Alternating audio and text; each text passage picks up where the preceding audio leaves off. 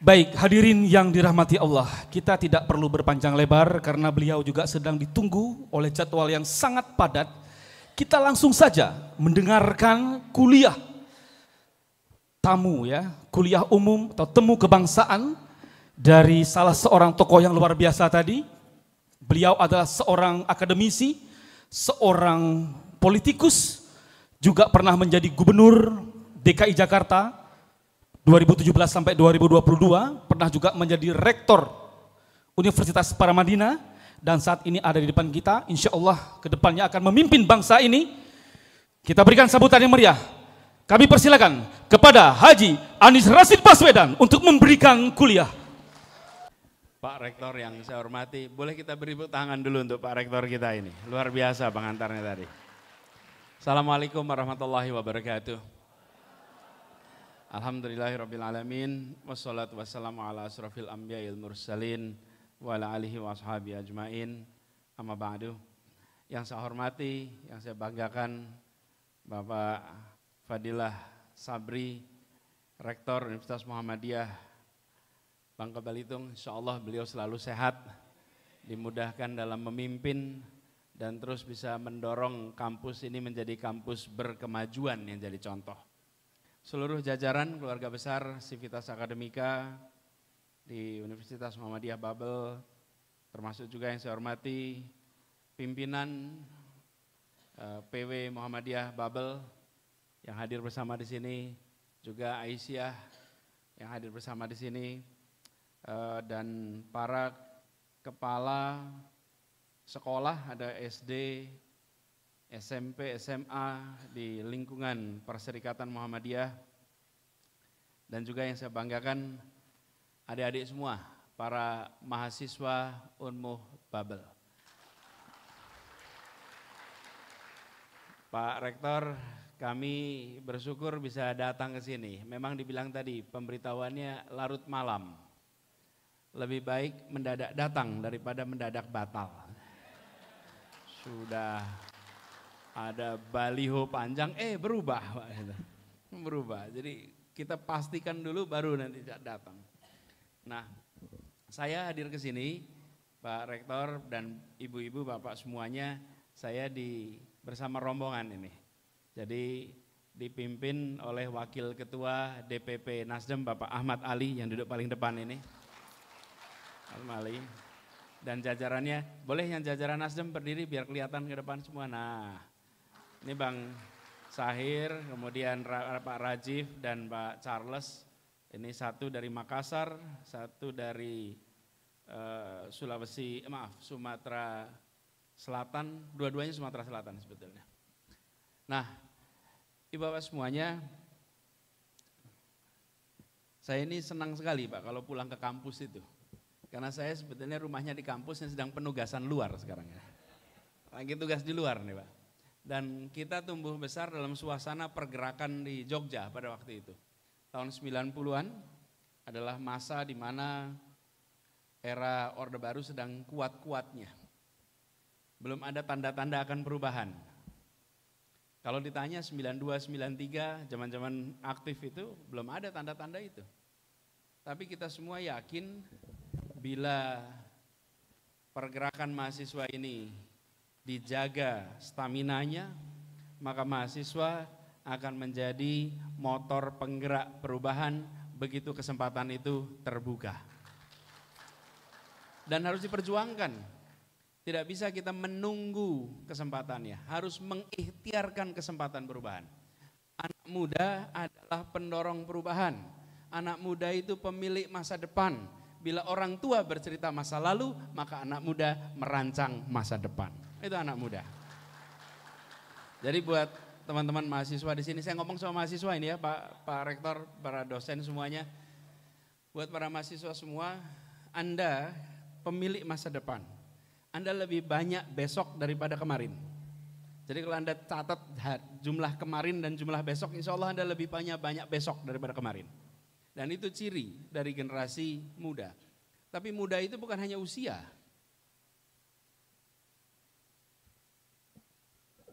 Soalnya kalau pakai hitungan usia, berapa ukuran seseorang disebut muda? Ada yang punya usulan? Sebaiknya disebut muda itu bila bagaimana? Kalau pakai usia berapa disebut muda coba? 60. Ya, namanya juga ikhtiar ya. Usaha 60, 40. Bapak Ibu gini aja. Kalau menurut saya nih, hitungan itu sebut muda tua bukan hitungan usianya. Tapi apa yang ada di pikiran dan yang dikerjakannya. Bila yang dibahas adalah masa lalunya, dia sudah tua. Bila yang dia ceritakan adalah masa lalunya, dia sudah tua. Tapi bila yang dibahas adalah masa depannya, dan bila yang dia bicarakan adalah masa depan, maka dia sesungguhnya masih muda. Iya. Jadi kalau ada orang usianya 30-an, tapi semua ceritanya begini, dulu, ini udah tua sebetulnya. Walaupun umurnya 30-an, tapi ada orang yang usianya 80-an selalu berbicara masa depan, ini masih muda sesungguhnya. Masih muda. Dan di ruangan ini kelihatannya isinya orang-orang muda semua, berbicaranya masa depan. Kalau di kampus bicara masa depan, karena disinilah tempat anak-anak muda. Nah, Indonesia juga begitu. Indonesia ini punya sejarah panjang, di mana anak-anak mudanya memainkan peran yang luar biasa. Nah, buat adik-adik semua yang sekarang sedang kuliah, Anda berkuliah jadi mahasiswa. Mahasiswa itu maha atas kesiswaannya, gitu kira-kira. Anda maha atas kesiswaan Anda. Itu di periode yang cukup unik. Karena Anda berada di sebuah fase dunia yang sudah berubah luar biasa. Orang sering menyebut kita ini berada di fase revolusi industri keempat. Karena orang mikir apa keempat itu? Gitu. Revolusi industri ini ada fasenya nih. Fase pertama itu ketika tenaga air, tenaga uap dipakai untuk mekanisasi industri. Oh, itu terjadi perubahan tuh. Itu revolusi industri pertama. Mendadak untuk bergerak tak perlu kuda. Mendadak untuk bergerak tak perlu lagi mengandalkan angin. Dulunya pakai angin, pakai alat-alat besar. Berubah menjadi tenaga air, tenaga uap. Revolusi kedua, ketika kemudian ditemukan tenaga listrik yang memungkinkan produksi massal. Dan revolusi industri ketiga, ketika penggunaan teknologi informasi, teknologi elektronika untuk otomatisasi. Kita sudah menyaksikan. Hari ini kita masuk yang keempat, di mana pondasi 1, 2, 3 dipadu dengan percampuran antara fisika, biologi, digital menjadi satu kesatuan. Ini eranya berbeda, adik-adik sekalian. Dan di era berbeda ini, adik-adik semua berada. Karena itu saya ingin mengajak pada adik-adik semua, tengok ke depan. Perubahan ini berjalannya cepat sekali. Lokasi lahir Anda boleh di Babel. Lokasi sekolah Anda boleh di Babel. Lokasi kuliah Anda boleh di Babel. Tapi penguasaan atas perubahan ilmu harus setara dengan tempat-tempat termaju di seluruh dunia. Harus. Jangan Anda tertinggal, kalah karena tidak membaca perubahan yang berjalan begitu cepat. Dan saya ingin ingatkan, menang kalah bukan mampu atau tidak mampu, baca perubahan atau tidak baca perubahan. Baca perubahan atau tidak baca perubahan. Perubahan zamannya berjalan cepat. Persyarikatan Muhammadiyah ini salah satu yang di sisi awal itu membaca perubahan zaman ini. Lalu langsung masuk melakukan modernisasi organisasi, betul tidak? Langsung bergerak cepat. Kenapa? Membaca perubahan zaman. Nah, jadi buat adik-adik semua, saya berharap Anda semua ini di fase ketiga, fase keempat, siapkan untuk ke depan. Gunakan kesempatan kuliah untuk mengembangkan seluruh potensi Anda.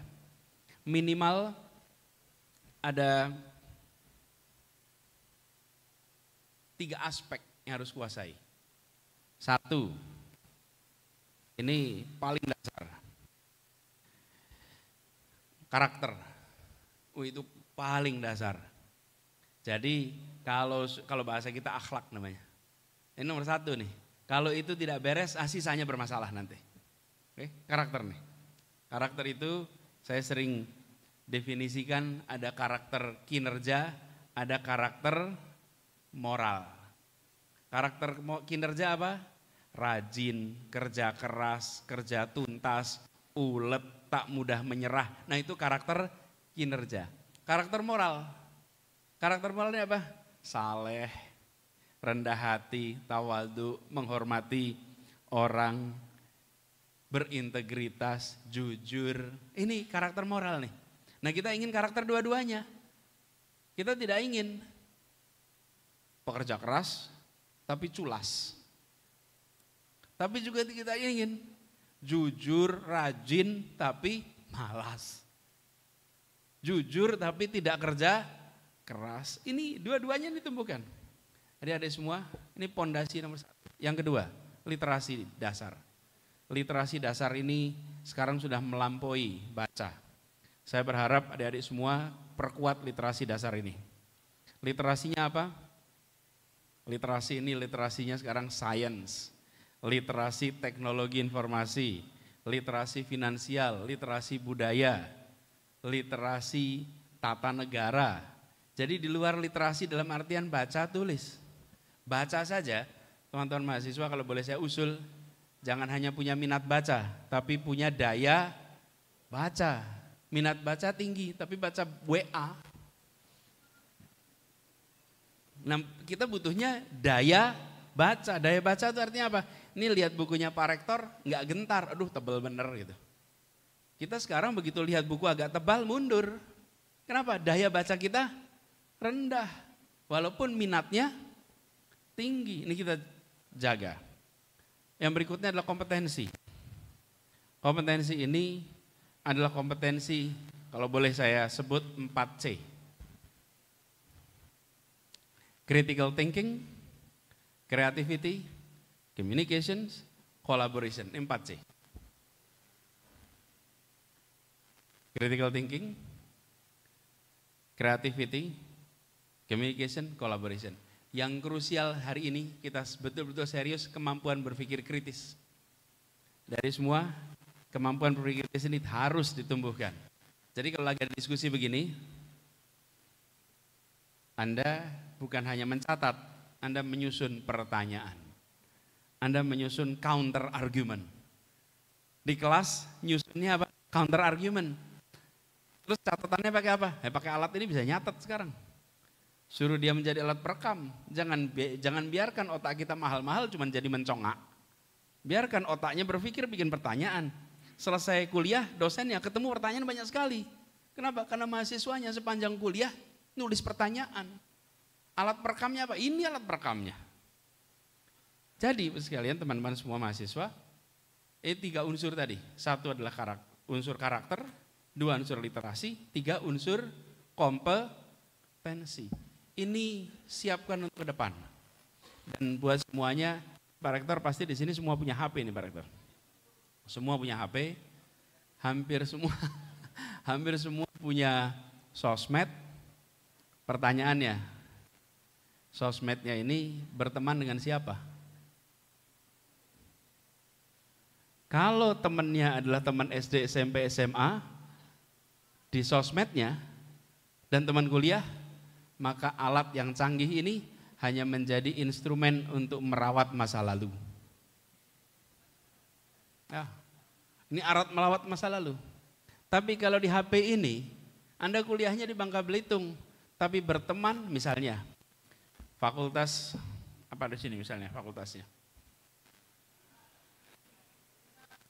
Pendidikan, ini ada apa? Ada info komputer juga. Ilmu komputer, ada sipil. Bayangkan alat ini menyambungkan Anda dengan pusat-pusat penelitian termaju dunia dan itu adalah teman Anda. Setiap di sana menulis sesuatu Anda baca. Setiap mereka publikasi sesuatu Anda baca. Dan setiap ahli Anda punya gagasan Anda munculkan dibaca oleh pelaku-pelaku kelas dunia. Sekarang kita tidak harus pergi ke sana untuk bisa mengirimkan idenya. Selama ide itu bagus, dia akan bisa diterima.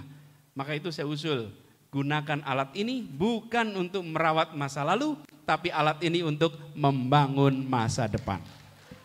Ya, bangun masa depan. Jadi lokasinya bisa di mana saja di seluruh dunia, tapi penetrasi pikirannya menjangkau semua. Dan itulah yang harusnya kita siapkan sama-sama.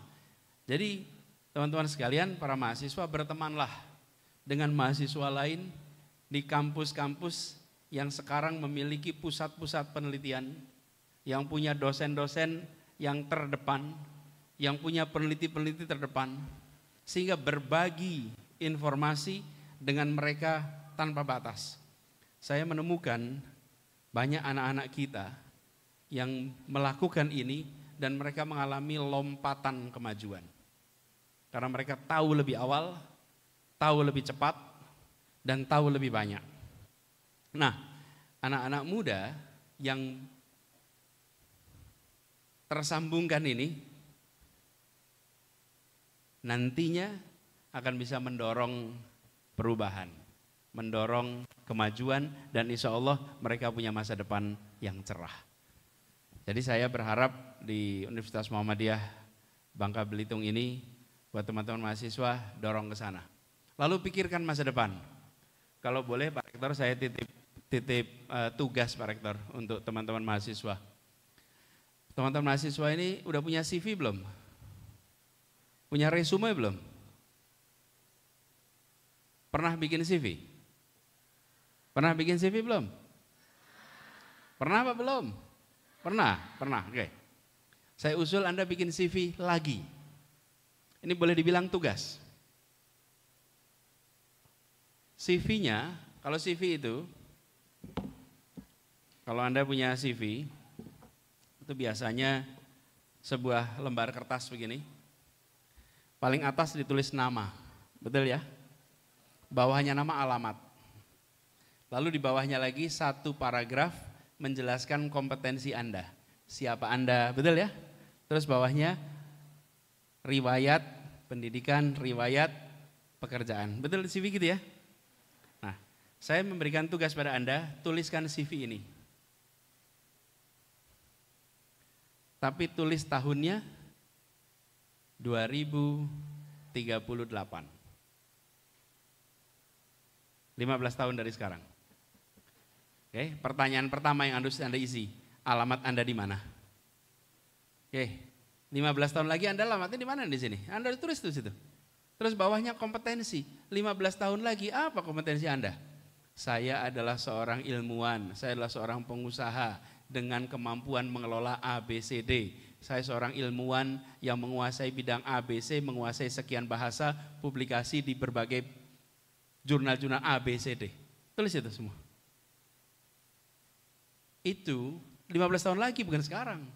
Lalu bawahnya Anda riwayat pekerjaan. Anda lulus, sebutlah lulus tahun depan.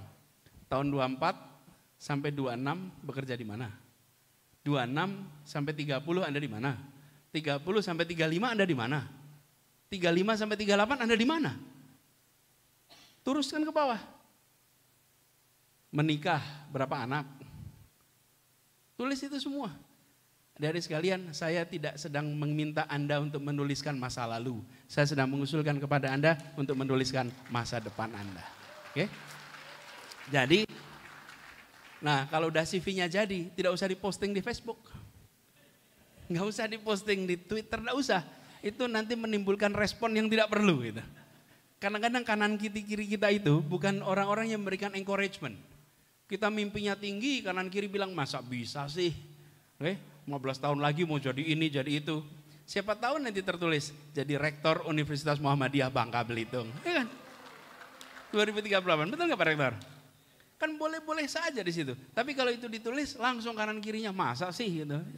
Memangnya bisa jadi rektor gitu kan. Nah, tapi ini saya minta dibuat untuk apa? Menstrukturkan imajinasi Anda tentang masa depan. Bukan nanti bagaimana, tapi bagaimana nanti. Jadi Anda dipaksa untuk menstrukturkan masa depan mau apa ya? Yang mau dikerjakan ke depan apa ya? Nah, kalau anak muda tidak nengok ke depan, nanti ngalir saja. Dan kalau ngalir saja nih, ya kalau alirannya ke tempat yang baik dan benar.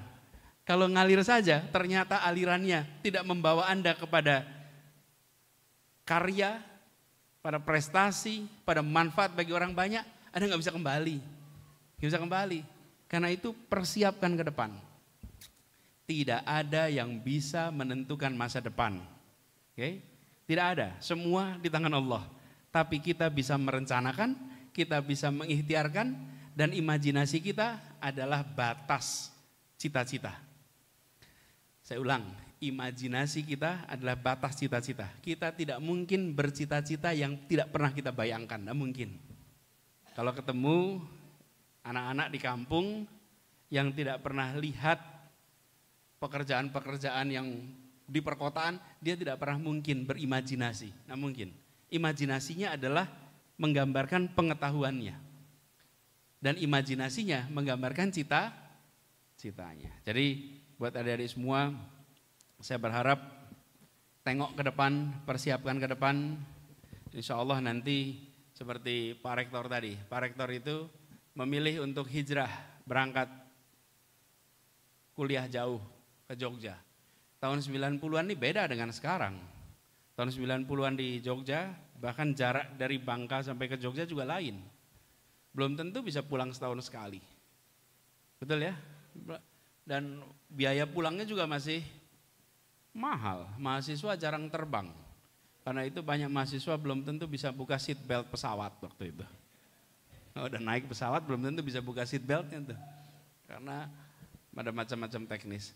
Tapi pilihan untuk Anda menengok kepada tempat-tempat yang di situ ada kemajuan, membawa kita pada imajinasi baru.